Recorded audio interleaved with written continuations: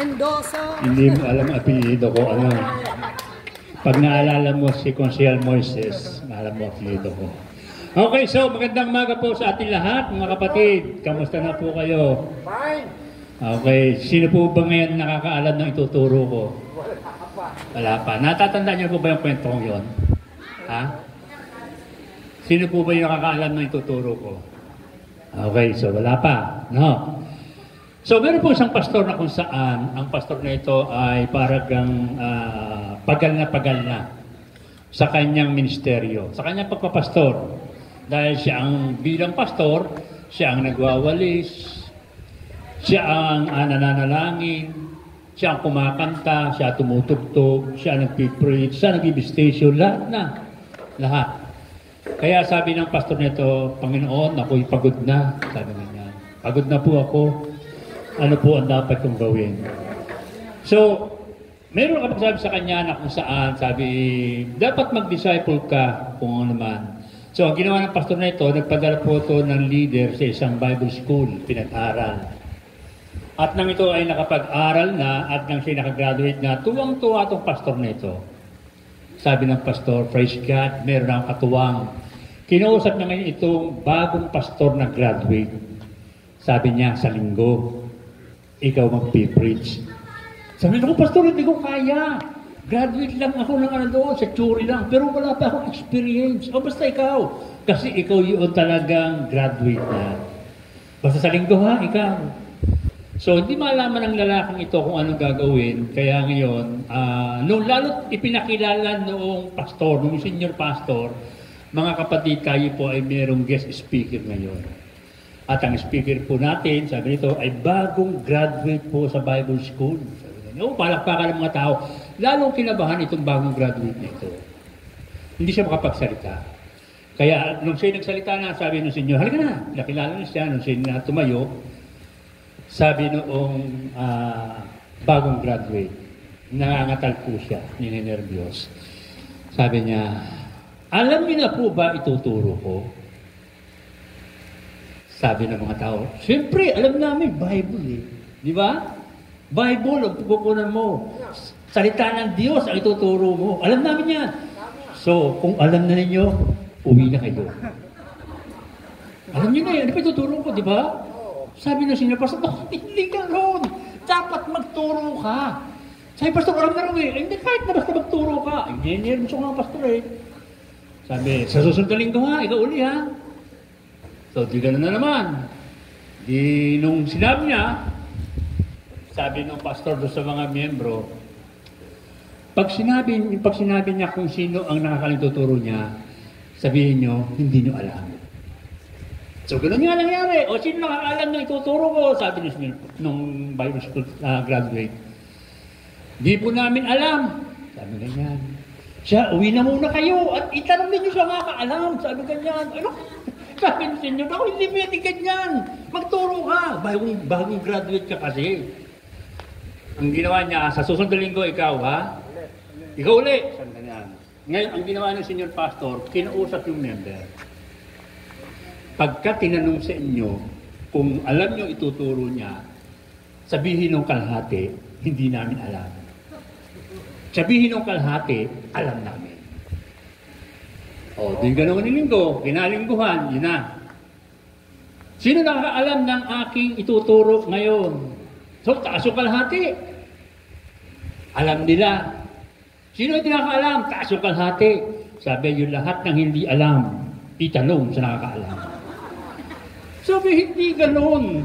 Dapat magturo ka. Ngayon ang tanong ko, sino nakakaalam na ituturo ko? Wala, di ba? O, makinig kayo, tuturo natin.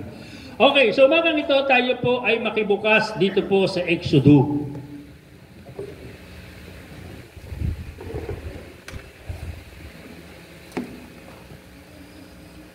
Chapter 5.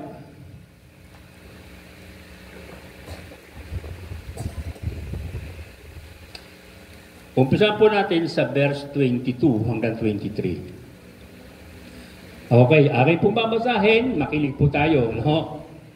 Sabi rito, Kaya't nanalangin si Moises, Yahweh, bakit po ninyo hinayaang magkaganito ang inyong bayan?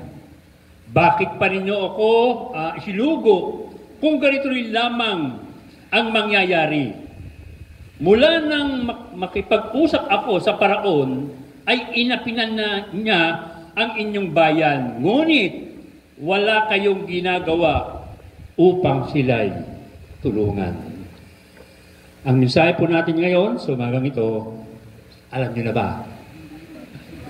Don't give up. Don't give up.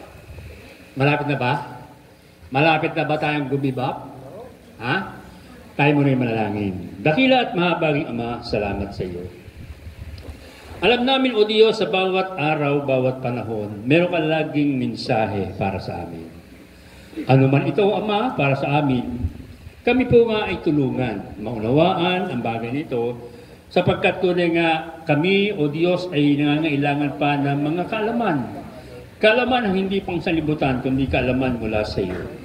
Kaya tulungan mo kami, Panginoon, na sa umagang ito, amin pong marinig, maunawa, O Diyos, ang iyong sasabihin sa pamamagitan ng lingkod, ay gamitin mo lamang bilang daluyan ng pagpapala, O God. Ikaw ang patuloy na amin pong magturo, magpaunawa, mangusap sa aming kalagitnaan, at patuloy na gawin po sa aming buhay na ikaw, O Diyos, more of God, less of us. Salamat aming Ama, ito po ang aming dalangin sa Panginoon Jesus. Amen, amen. Don't give up. Palakpakan natin, Panginoon. Okay, sa buhay po natin sa paglilingkod sa Diyos, minsan dumarating sa pagkakataon para bagang ayaw na natin. Tama? Para bagang ayaw na natin magpatuloy. Pero bakit kaya? Di ba? So, balikan po natin ang konteksto po noon. No. Ang chapter 5, pag binalikan po natin, yung po talagang pagkatawag kay Moises, dahil ang sabi ng Panginoon sa chapter 3, nakita ko ang kalalagayan ng aking bayan at narinig ko ang kanilang daing. Kaya ako ay bababa upang sila iligtas, sabi ito, at ikaw, Moises, ang aking gagamitin. So mula noon, ito si Moises, sabi niya, ay Panginoon, wag na ako, hindi naman ako marunong, ako'y bulol, ako'y at, gano'n, iba na lang. So nagalit ang Panginoon sa kanya, sabi, bakit? Sino ba ang gumagawa ng pandinig, labi ng tao? Di ba? So sa kanyang katwiran ni Moises, wala po siyang magawa, kaya sabi ng Panginoon, nandyan ang kapatid mo, si Aaron, mausay magsalita siya, tawagin mo at kayong dalawa ang papupuntahin ko sa paraon. So dumating sa pagkakataon, nung sila sa chapter 5 na, o chapter 3 na kung saan, pumunta po sila sa paraon. At ang sabi ni Moises sa paraon, na kung saan, sabi niya, payagan mo ang aking bayan na sumamba sa akin sa loob ng 3 araw. So yun ang sinabi ni Moises, dahil yun ang instruction ng Panginoon sa kanya, pumunta kay paraon. Pero ang sabi ngayon kung saan ni Moises, sabi nito, Panginoon, paano kung hindi maniwala sa akin ng paraon? So binigyan siya ng mga, sabi niya, yung ano ba yung tangan mo, sabi niya, baston, sabi niya, niyagis mo, naging ahas. Tapos yung kamay, sinilid sa bulsa, nagpuno-puno ng ketong. So siguro pamilyar sa inyo yung Exodo. Tama mo ba? Nabasa niyo ba Exodo? Okay, so kailangan po talagang kinukwento kasi nasa chapter 5 na po tayo. Kung babasahin ko naman, napakahaba. So, nung talaga nagpunta ulit siya, ay yun ang binanggit niya. Ang sabi ngayon ni Paraon, sabi ho ng aming Panginoon na si Yahweh, na payagan mo ang kanyang bayan sumamba. Ang tanong agad ng Paraon, ang sagot agad ng Paraon, sinong Yahweh? Sabi gano'n, wala akong kilalang Yahweh. Sabi ganyan. Sige, magtrabaho kayo, kaya lang kayo ay gumagawa ng ganyan. Ang sabi po rin, babasahin po natin ng chapter 5, sabi ito, tinatamad lang kayo. Sabi niya, tinatamad lang kayo. Kaya sabi niya, ay sige, pumunta kayo doon. Dahil sabi niya, ang inyong ginagawa ay kalokohan lang.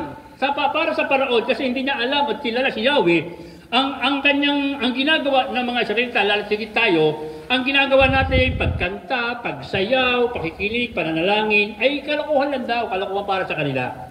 Sabi nga, para tayo mga luko-luko. So, makita natin dito, ito yung sinasabi ni Paraon. Sabi, para kayong, sabi, tinatamad lang kayo. Wala akong kilalang Yahweh. Sige, magtrabaho kayo. At kinausap ngayon ng Paraon, ito kapatas.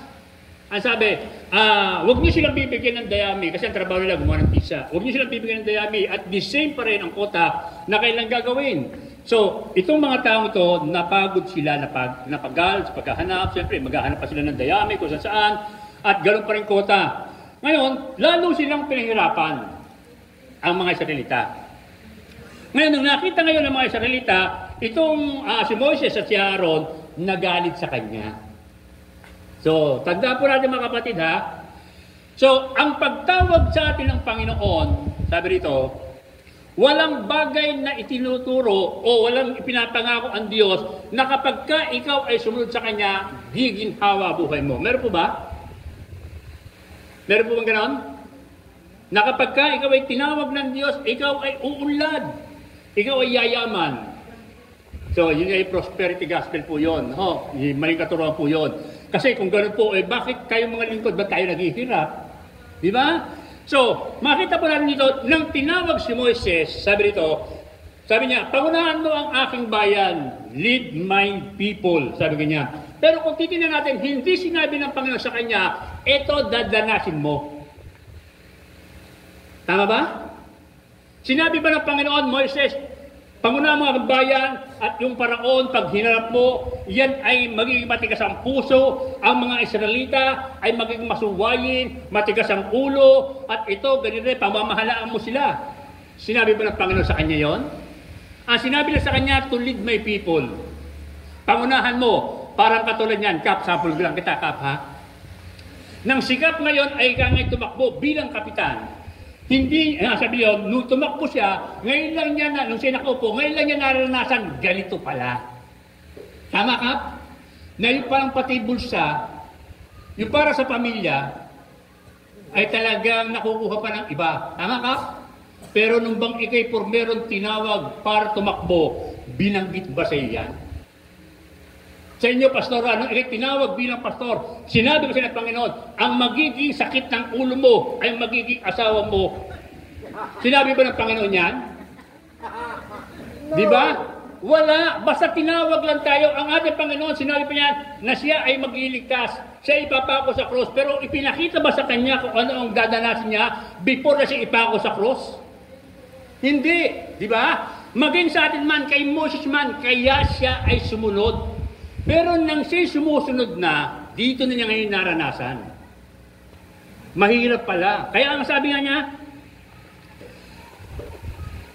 kaya't nanalangin si Moises kay Yahweh, ang sabi niya, bakit mo pinabayaan, sabi nito, na magkaganito ang iyong bayan?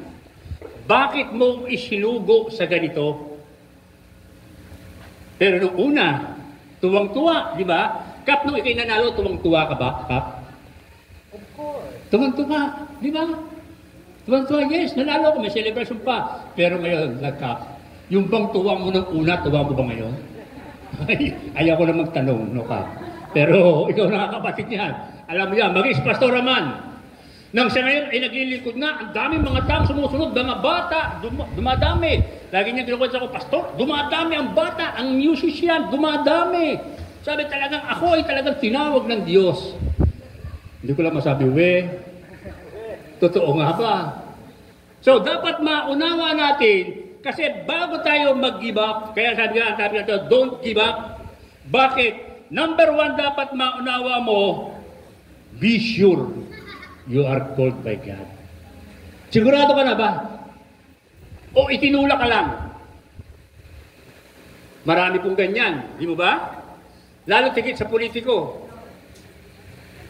Brad, tumakbo ka. Mananalo ka, susuportahan ka namin. Nasa likod mo kami. Pero nung naroon na, talagang nasa likod nga, nagtatago lang. Di ba? So, kaya nga, makikita natin ito, dapat ma-assure natin, sabi nito, na tayo ay tinawag nga ng Diyos. Kayo ba tinawag nga ng Diyos? Meron po may prueba. Natatandaan niyo si Gideon?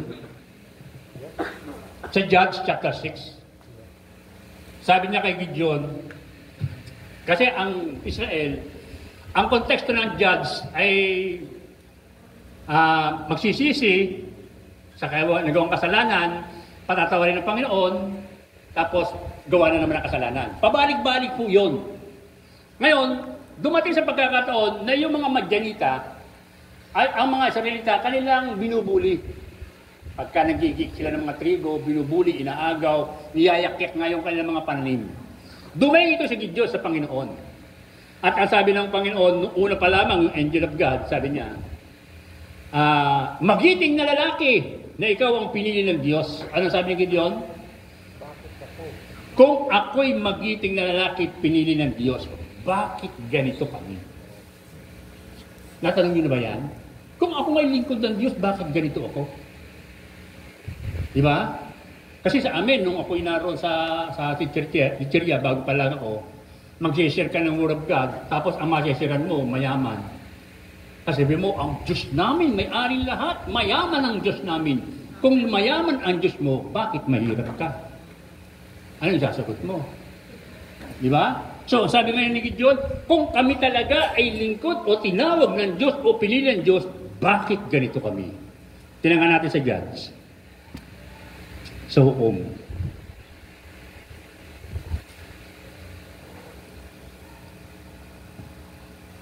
chapter 6.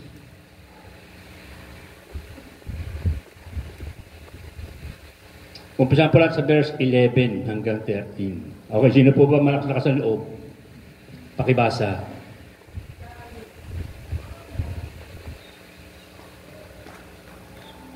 Umpisahan sa 11. 11.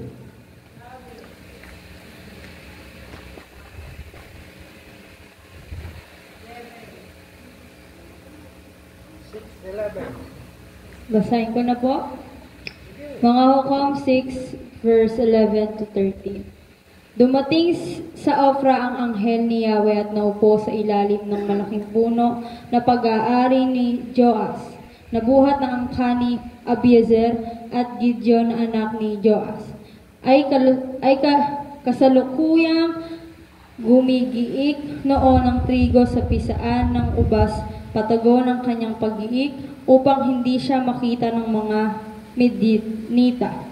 Nagpakita sa kanya ang anghel ni Yahweh at sinabi sa kanya, "Sumasa iyo si Yahweh, magiiting na lalaki." Sumagot si Gideon, mawalang galang na po. Kung talagang kasama namin si Yahweh, bakit ganito ang nangyayari sa amin? Nasaan na ngayon ang mga kababalaghang ginawa ninyo noon, gaya ng ikinukwento sa amin ng aming mga ninuno?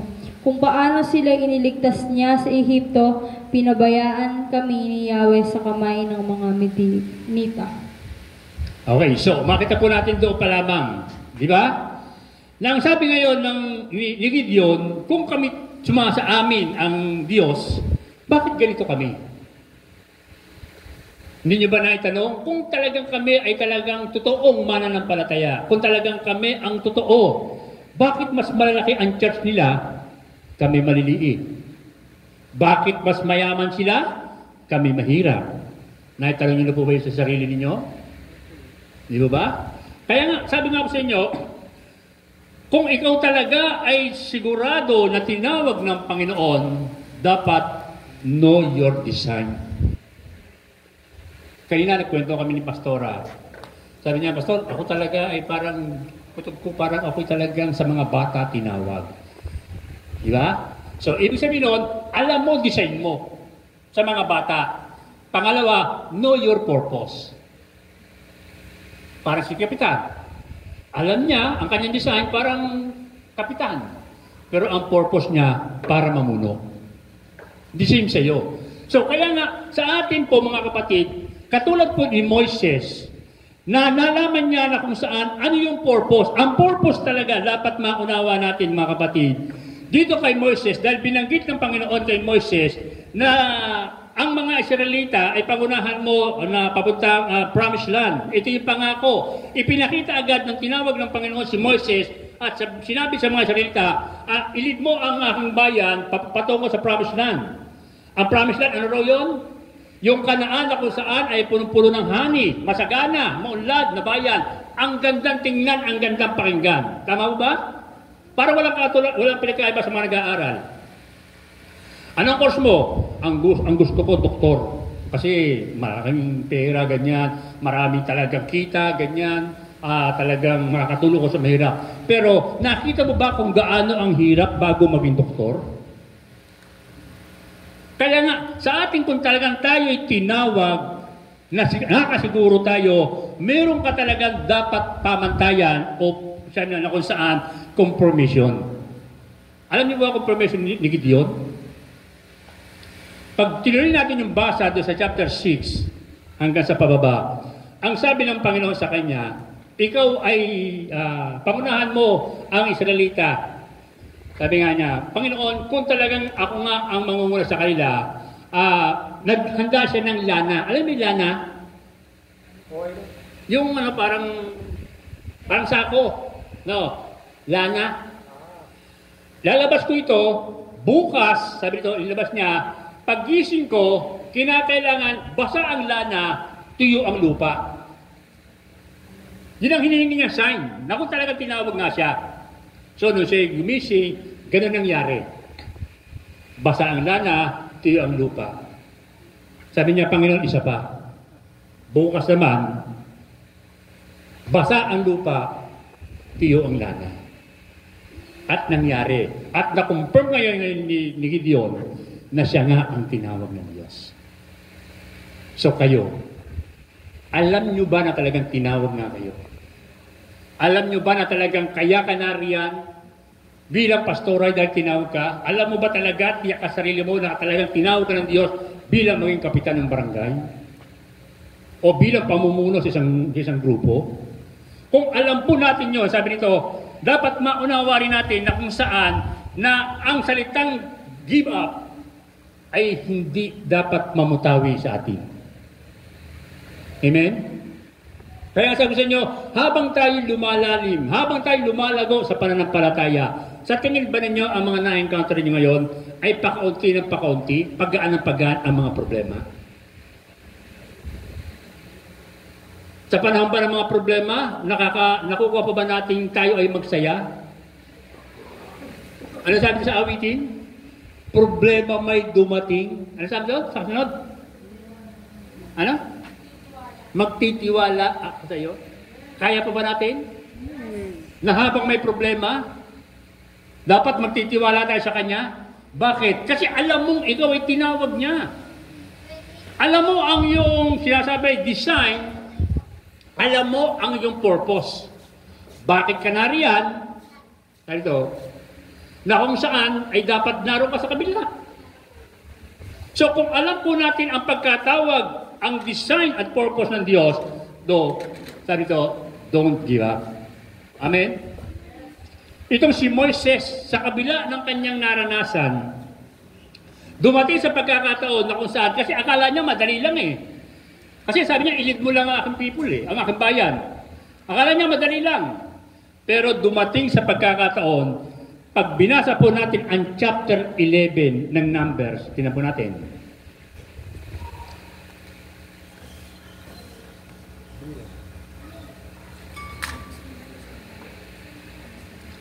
Bilang 11. Umpisahan po natin sa 11 din hanggang 15. Sino ulit yung malakas ang loob?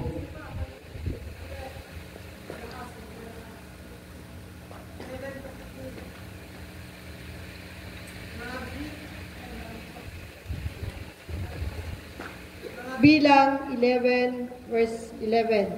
Itinanong ni Moises kay Yahweh, bakit ninyo ako ginaganito? Anong kinagagalit nyo sa akin? Bakit ninyo ako binigyan ng ganito kabigat na pasanin? Ako ba ang nagsilang sa kanila? Aalagaan ko ba sila tulad ng pag-aalaga ng ina sa kanyang anak hanggang makarating kami sa lupaing ipinangako ninyo sa aming mga ninuno? Ayaw nila akong tigilan sa kahihingi ng karne. Saan ako kukuha ng karne para sa ganito karaming tao? Hindi ko sila kayang alagaan mag-isa. Napakabigat ng pasaning ito para sa akin. Kung ganito rin lamang ang gagawin nyo sa akin, mabuti pa'y mamatay na ako, ngayon din, kaysa maghirap ng matagal. Nakita niyo? Dahil hindi agad alam ni Moises ang purpose ng pagkatawag sa kanya, yun ang kanya agad naisip. Sa Bible, ilang Carter Bible po ang nagtangkang mamatay. kaysa sumunod. Si Elijah, una si Moises, di ba? Tapos si Elijah, nung siya nagtago ng kuweba, natakot siya kay Jezebel. Natatanda niyo yun? 1 Kings chapter 19. Na kung saan, nung pinatay ngayon ni Elias, yung sinasabing 450 at 400 na propeta ni Baal at ni Asherah, so, nabalita ni Jezebel na kung saan yung ginawa ni Elias. Kaya sabi ngayon ni Jezebel sa ganitong araw at oras, kung paano mo ginawa sa aking mga propeta, ganun din ang gagawin ko sa iyo. So, natakot ito si Elias, nagtago po siya sa kuweba. Sabi ng Panginoon, ba't ka narito? Sabi niya, ako na lang po ang propeta na natitira at pinapatay po iba. Sabi, sige, kumain ka muna, pahinga. So, okay lang. Kung ikaw may napapagal talaga, pahinga lang, okay lang. Pero hindi yung panghabang panahon na pahinga.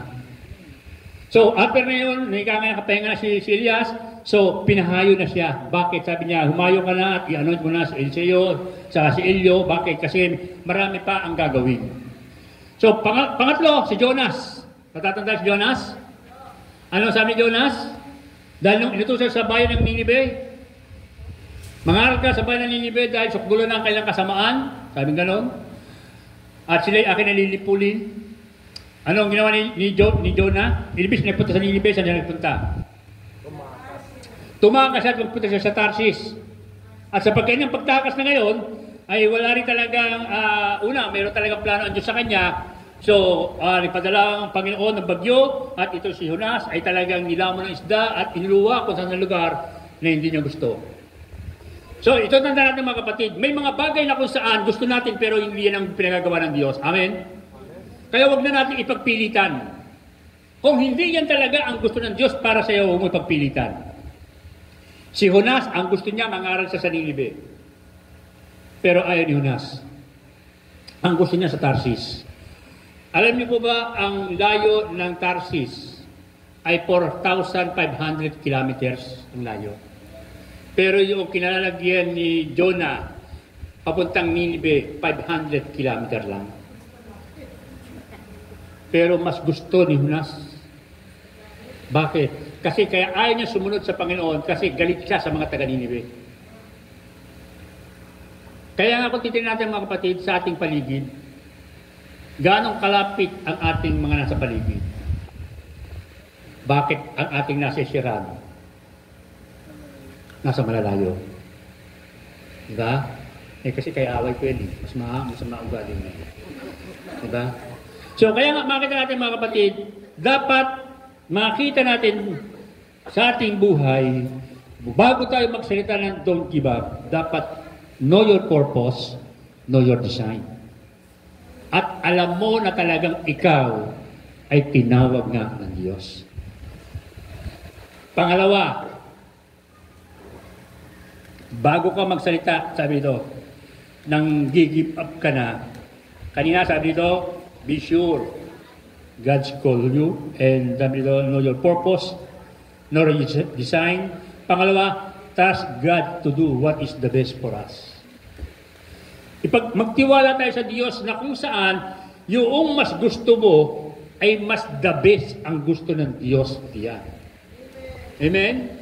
Tandaan po natin mga kapatid na kung ikaw man talaga'y naglilingkod sa Diyos, hindi ang kapakanan mo ang dapat mong isipin. Kanina, natatandaan natin prayer ko sa iyo kanina, na hindi ang kapakanan lang natin ang ating isipin, kundi ang kapakanan ng mga tao. Bakit? Diyan ka tinawag. So, kaya nga, makina dito, trust God to do what is the best for us. Magtiwala tayo, anumang bagay na dumating sa buhay mo. Sabi ng awiting, problema may dumating, magtitiwala ako sa iyo. Pero ang tanong, kanino tayo nagtitiwala? Kapag ka may dumating na ganyan. Tandaan nyo, sino po mga tatay dito? Okay. Yung mga tatay. So, tandaan po natin, tayo po ay bilang ama. Meron po tayong mga anak. Ang ating mga anak, alam mo, katulad ganyang kalalaking batang yan, hindi po yan nag-iisip ng kanilang kakainin. Tama mo ba? Na pangailangan nila, pambaon, sa pag-aaral nila, pambili ng mga bagay. Hindi sila nag-iisip. Bakit? Merong silang ama na pagtitiwalaan. Ngayon, taas ang kamay ng mga anak ng Diyos. So kung kayo ay anak, bakit kayo ang mag-iisip? Ibigay natin sa ama. Problema niya yun eh. Tatay, walang bigas. O di siya bahala dyan. Meron ba kayo nakitang na walang bigas sa bahay? Ang nag-provide ay yung anak na 7 taong gulang lang? Di ba? So, ipagtiwala natin sa Kanya. Ano mang problema natin dinadaanan, sabi nyo, trust God to do what is the best for us. Ipagtiwala natin sa Kanya. Bakit? Sa totoo lang mga kapatid, without God, we can do nothing. Amen? Wala tayong magagawa. Kahit sabihin mo, ikaw'y marunong, kahit ikaw'y magaling. Naalala ko po yung isang mahusay na abogado. Siya po ay talaga dahil sa kusay niya bilang abogado, siya po ay lagi naimbitahan sa mga conference, sa mga graduation. Ngayon, isang araw, yung linggong yun na narating yun, meron siyang talagang pagsasalita na imbit siya. Bali 5 eskwelahan ang kanyang pagsasalitaan. So ngayon, meron siyang driver, ngayon siya sa mga pumunta, ay yung driver niya kasama niya. Nakapagsalita na siya doon sa 4 na eskwelahan na mga gagraduate din ng mga law.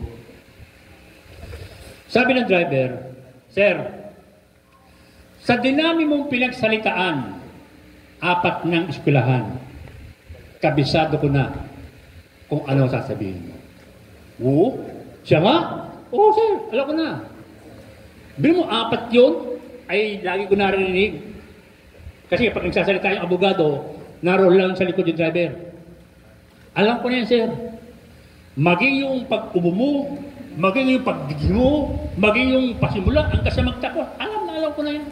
Sabi, sige nga. Gusto mo, sir? Sabi niya. Itong huling pagsasalitaan mo, ako magsasalita. Sabi ng abogado, sige nga. Sige, sir, palit tayo. Sabi, sige.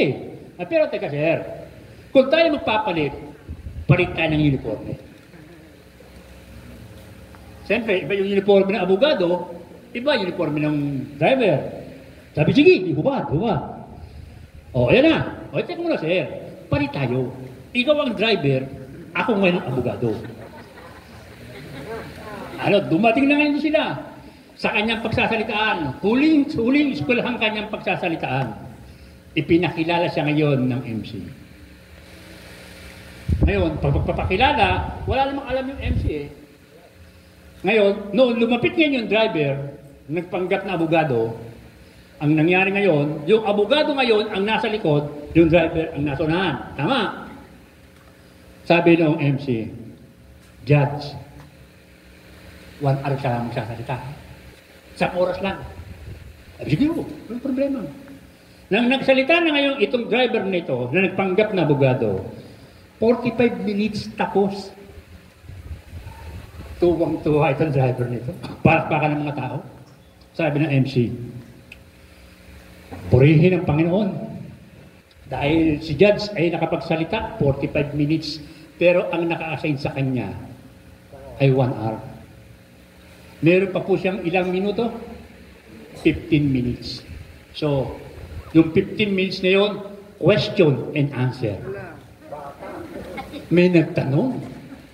Judge, tinanong niya, mabigat ang tanong. Sabi naman ng driver, ano? Abogado ka pa naman, kagagraduate mo lang, hindi mo alam yan? Kayang-kaya ng driver ko. Driver, halika, sagutin mo ito. So, yung illustration kong yun, hindi po katatawanan lamang, kundi yun po ay may katotohanan na kung ano man ang problemang kinakaharap mo at hindi mo kaya, huwag mong harapin. Ipasa mo sa driver. At ang driver ng buhay mo, sino? Kaya nga sabi, huwag tayong mananangan. Kung talagang tinawag, trust God to do what is the best for us. Alam ng Diyos yan eh. Amen? Sa tingin mo, alam mo parang, dito na kami maganda. Panginoon, dito na kami. Ay, ito, maluwag. Maliwalas. Pero ang tanong, yan nga ba ang gusto ng Diyos para sa iyo? Diyan ka nga ba pinapupunta ng Diyos? Baka hindi naman diyan. May kakilala ko isang pastor, hindi ko nababanggit ang pangalan. No, dati po yun. Siya po ay nag-mission sa Africa. Sa Africa po siya nag-mission. Ito kinento lang niyo noon sa amin noon.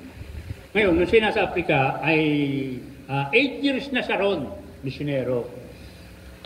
Pero ang kanyang member, 8. 8 pa lang. 8 years, 8. Ilan na ba member mo, Pastora? Hindi mo mabilang. Sa dami. No, ang sabi ngayon, no, ito ngayon, ano to, sabi nung pastor na ito, bakit kaya ako tagal na talaga na ito, 8 pa? Ang sabi ng isang pastor, sabi, ilan taon ko na nagpapasa doon? 8 na eh. Saan? Doon sa Africa nga eh. Sabi, ang tanong ko sa iyo, doon ka nga ba pinapupunta? Nag-isip yung pastor, sabi, ano? Umuwi siya ng Pilipinas. Pag uwi niya rito, alam niyo kanyang member ngayon, may kita sandaan. Sorry. May kita sandaan. At doon niya ngayon natanto, doon ngayon niya natiyak na hindi pala siya doon pinapunta, kundi dito. Kasi tayo, kung minsan, pumupunta tayo doon sa gusto natin, ang tanong, yun nga ba ang gusto ng Diyos? Natatandaan niyo yung mga propeta ng Diyos na kung saan meron silang gusto pero hindi naman yun ang pinagagawa ng Diyos. Kaya nga, number 1 talagang darating sa pagkakataon, kung hindi mo talaga alam na ikay tinawag o ikaw ay itinulak, so yung salitang give up ka na, ito lagi ang iisipin mo. Sino ang gusto ng rosas? Marami ang gusto ng rosas. Gusto niyo ba rosas? Pero bakit ayaw nyo ng tinik ng rosas? Di ba? Ay kasama sa rosas yun. Oo, tanggal yung tinik. Di ba? Pero kaya nga sabi sa inyo, kaakibat na yun doon. Ganon din ang paglilingkod po sa Diyos. Nung tinawag tayo ng Panginoon, ang sabi niya, mayroong ipagagawa ang Diyos sa atin kaya kanya tinawag. Dahil nakita niya kung ano yung talagang katangian mo, kakayanan mo sa isang bagay na doon kanya gagamitin at ito ang dapat mong maunawa. Pero kung hindi mo talaga gagamitin yung talento at kakayanang ipinagkaloob sa iyo ng Diyos at mananangan ka sa iyong sariling karunungan, baka bandang gitna, katulad ka na rin ni Moises. Anong sabi ni Moises? Bakit mo ako dinala sa lugar na ito? Ako ba ang nagsilang sa kanila? Anak ko ba sila? Pastora, anak mo ba yung mga yan? Di ba? Hindi na natin kaano-ano yung mga yan, di ba? Pero bakit kami narito? Kaya nga kung ano man yung mga problema kinakaharap po natin, katulad po na nangyari kay Moises, tuloy lang siya. Bakit? Mayroong nais gawin ang Panginoon at ikaw ang instrumento na gagamitin niya. Di ba? Bakit? Kasi naniniwala tayo God's Spirit. Amen? Nakita niyo ba Espiritu? Di ba? So, kung hindi natin nakita ang Espiritu, alam natin ang God's Spirit, so, hindi ang Diyos ay magbibigay sa iyo, nanalangin ka, Lord, bigyan mo po ako ng pambayad sa ospital, o ito ang 5,000. May nakita ka bang ganyan pumapang 5,000? Wala, di ba? May gagamitin siyang tao. Oh, nakita mo yung tao, gagamitin, na? Tinuro ko na sa iyo kung sino gagamitin. May gagamitin siyang tao. Bakit? Espiritu nga siya, tama? Kanina, pasensya na po yung kanina yung nanalangin kanina doon sa una. Akila pong, sorry ha, sasabihin ko na sa inyo. Kasi sinabi niya, Holy Spirit, ini-invite po namin kayo. Di ba? Hindi po dapat. Kasi bakit? Ang Espiritu na ng Diyos ay nasa iyo, tama? Bakit di pa imbitahan? Ay nasa iyo na nga. Yung Espiritu ng Diyos ang dapat lumabas. Kung kaya yung bunga ng Espiritu sa iyo, yun ang lalabas. Di ba? So, kaya nga, makita natin mga kapatid, na ang sabi dito, una, be sure na kung sa talaga tayo tinawag ng Diyos, malaman natin ang purpose, ang design ng God para sa iyo, at trust God to do what is the best for us. Pangatlo, look for the ways to honor God in our present situation. So, dapat makita natin mga kapatid, once na tinawag, sabi dito, hindi para ikaw ang maging bida. Ang galing ni Pastora to, ang galing umawi. Ganyan, purihin siya, ang galing mag-preach, ang galing. Pero hindi ganun. Bakit? Ang Diyos ang tumawag siya, dapat ang makita sa buhay mo, sino? Kasi bakit? Ang sentro po ng Bible, walang iba kundi si Jesus. Amen. Kaya kung sino man po ang talagang mangangaral na ma-invite ninyo at hindi si Jesus ang nagiging sentro at hindi Bible-based at hindi Spirit-led, mag-question na kayo. Kasi bakit? Naniniwala tayong Bible is the Word of God. Amen. So kaya nga kung talagang ang kanilang ipangangarap sa iyo ay yung sarili lamang niya na inilalagay sa Bible, ay si Jesus po tawag doon, hindi exegesis. Dapat makita po natin yung mula talaga sa Bible, kung ano sinasabi, ano pinatutungkulan. Ito ang dapat ipangaral sa tao, na katulad po ng ating pinag-aaralan ngayon na si Moises, na kung saan siya ang dinala doon sa Ehipto, like Jesus, siya po dinala rito sa libutan. Kung si Moises ililid niya ang bayan ng Israel patungo sa Kanaan, si Jesus ililid niya ang mga tao para sa pangako ng Diyos sa kalangitan. Amen. Amen. Kaya nga kung titingnan natin, mayroong mga proseso din gagawin. Hindi basta ako gusto ko talaga sa heaven, gusto ko talaga doon. O enough na yun. Hindi ganoon. Marami pa po tayong mga requirements dapat lakaran. Una, mayroon pa repentance. Tama? Kaya nga, makita natin na kung saan dapat makita natin kung ano mga paraan, paano ko ba mapaparangalan ng Diyos? Sa akin bang pag-awit, na-honor ko ba ang Diyos? Sa akin bang pagsasalita sa mga tao, pakipag-fellowship, sa akin tungkulin kaya, napaparangalan ko kaya ang Diyos? So kung hindi ang Diyos ang napaparangalan sa buhay mo, questionable po ito. Inaagaw na po natin yung para sa Diyos. Yung karangalan na dapat ay sa Diyos. Tama po ba? Bakit anuman ang mga bagay na nagagawa mo o na-accomplish mo sa buhay mo, itinagawa mo dahil magaling ka. Hindi yun. Sa totoo lang, hindi ka naman magaling, hindi naman tayo magaling. Tama? Hindi naman talaga tayo righteous. Hindi naman tayo matuwid, hindi naman tayo mayaman, hindi naman tayo matatag, hindi naman tayo matalino. Kaya lang tayo nagiging matalino dahil si Jesus. Yung talino niya sa atin. Kaya dapat sa ating ginagawa, pagsasalita, anumang ginagawa po natin, dapat ang ating talagang layunin, ang napararangalan ay Diyos. Bakit? Ano sabi mismo na yung Panginoon sa Kristo? Ang ginagawa ko ay hindi yung aking sariling ginagawa, kundi kung ano yung ipinagawa ng Ama.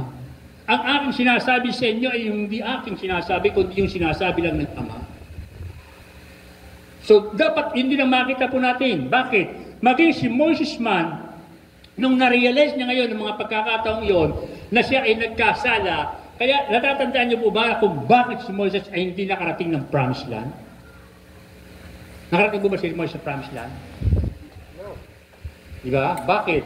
Kasi nga talagang sa kanyang kalalagayan, na pagkaakala niya, madali lang ang paglilingkod.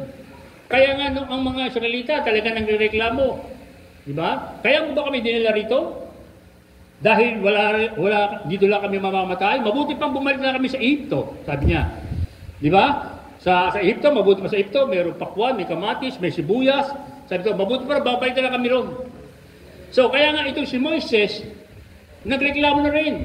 Sabi ng Panginoon sa kanila, dahil tubig ang hiningila, magpunta ka, dali mo baston mo, punta ka doon sa bato, at mangusap ka. Ano ginawa ni Moises?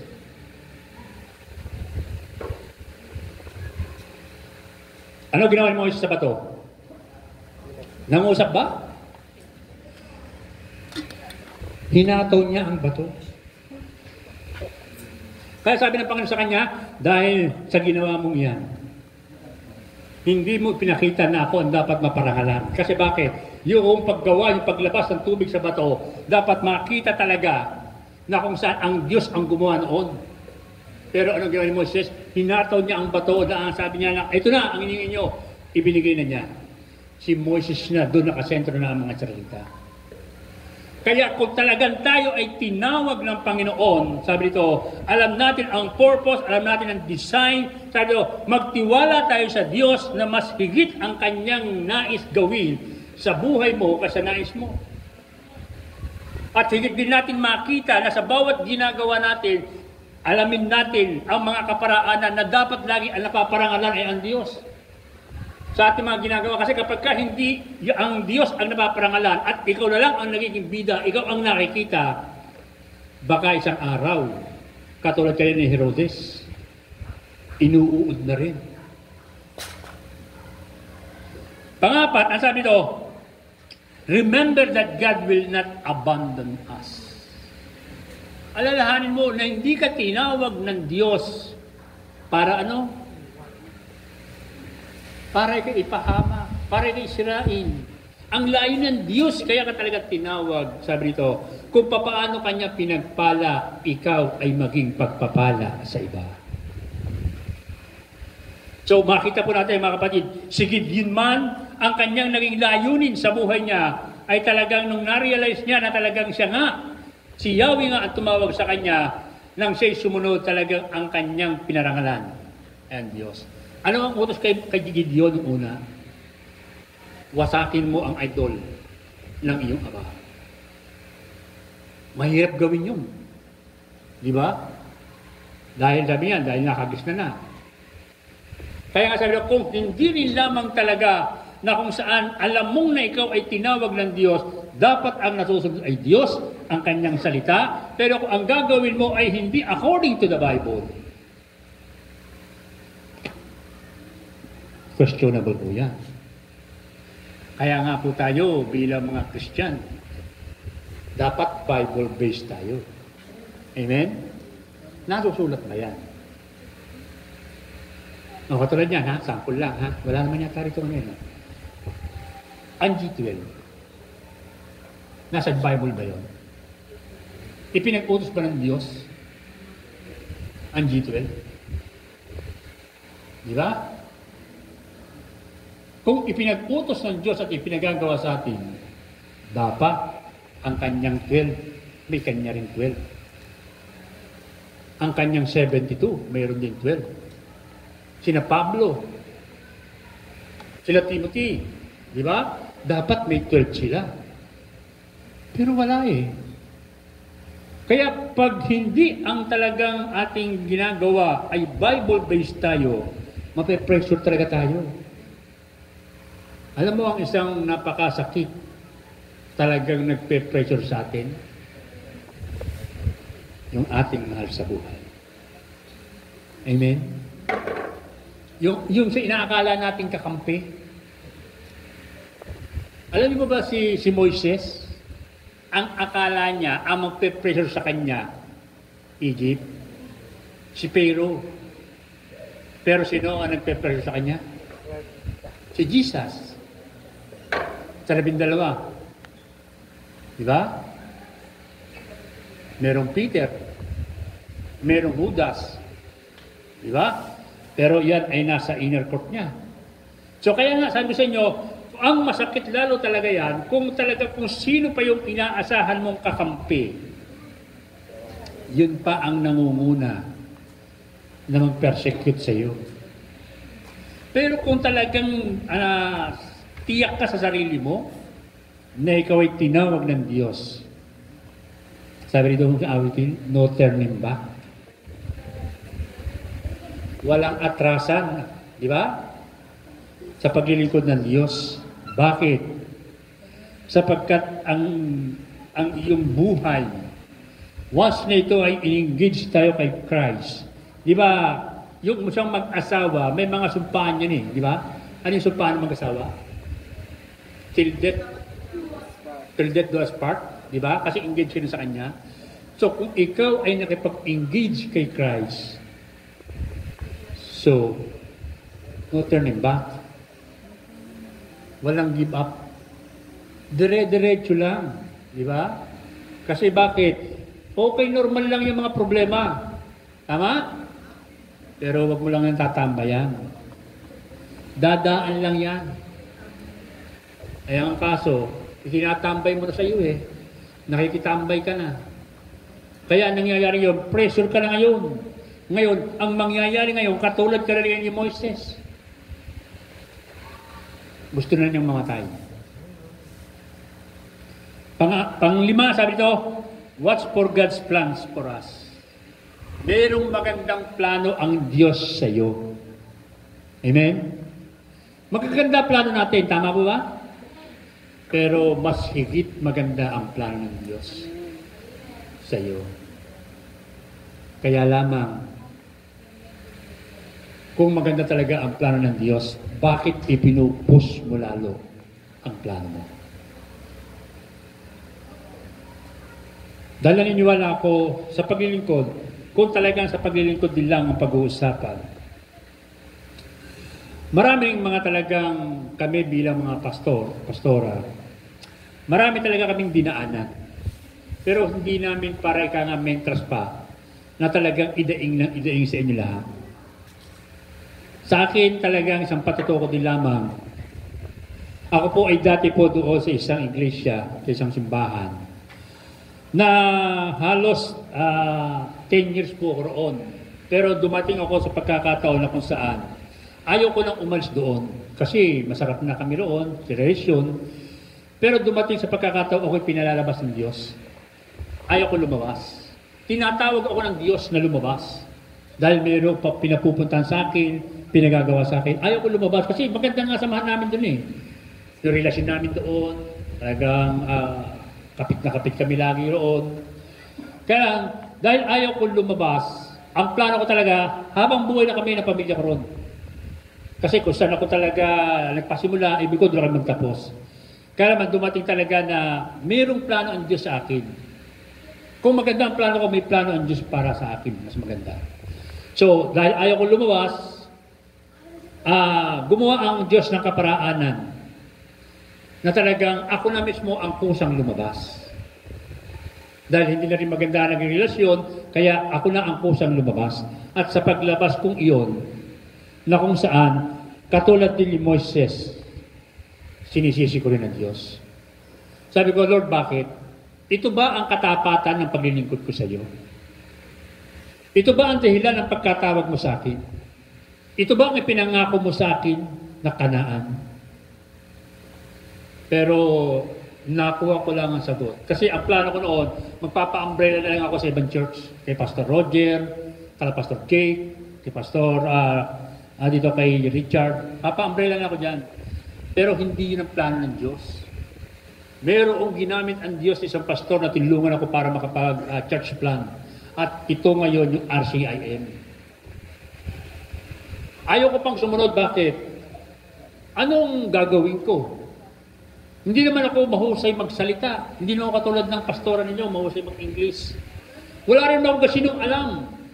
Pero nung ilagay ko talaga sa Panginoon, sabi ko, Panginoon, ikaw ang bahala.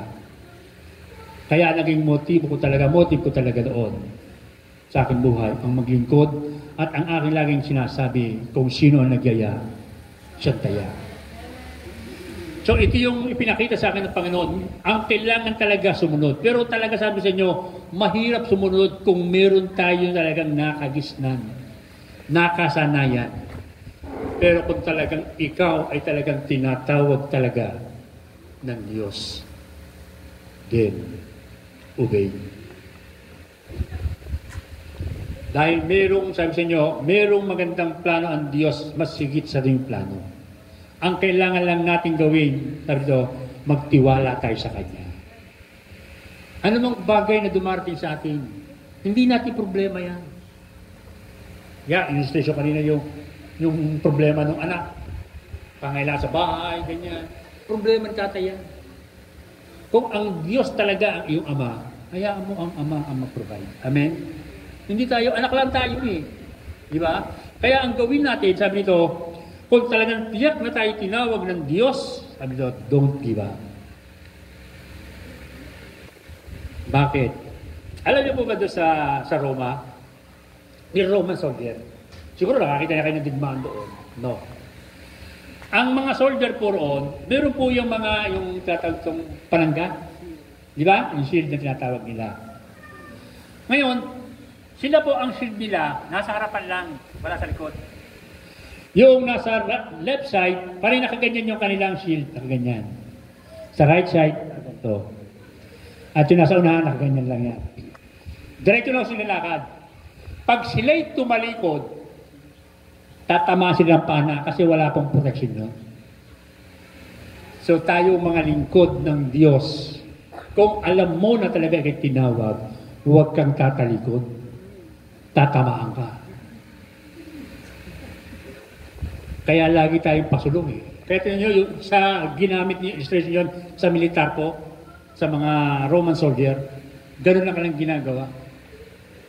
Kaya ang kaaway, kahit na magpaulan ng pana, yung nasa gitna, nakagano'n lang yun. Yung nasa left, ganyan. Kanan, ganyan. Wala po sa likod. Nakakita ba kayong umaatras eh? Wala. Di ba? Yung nasa likod, wala protection po yun. Kaya pag sila'y umatras, patay sila.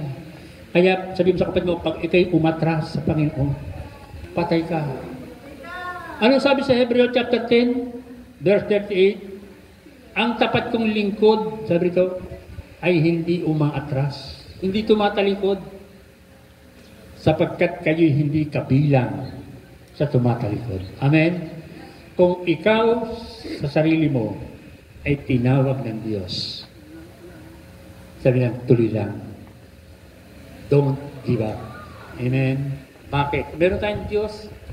Kaya sabi nyo kaninang awitin, problema may dumating. Di ba?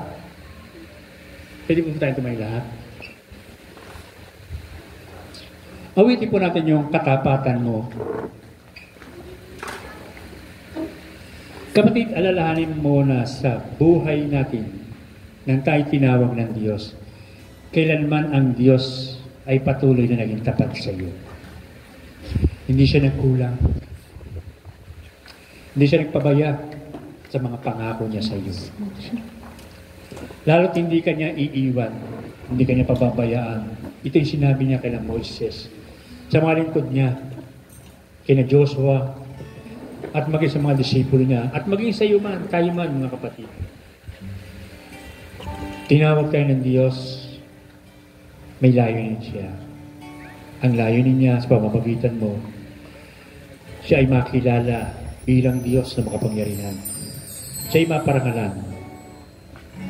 At habang tayo patuloy na naglilingkod, dumaan man ang bagyo, sabi rito, ang Diyos ay tapat pa rin. Amen. Kailangan natin gawin, magpatuloy, lalo higit natin makita ang kabutihan ng Diyos. Amen.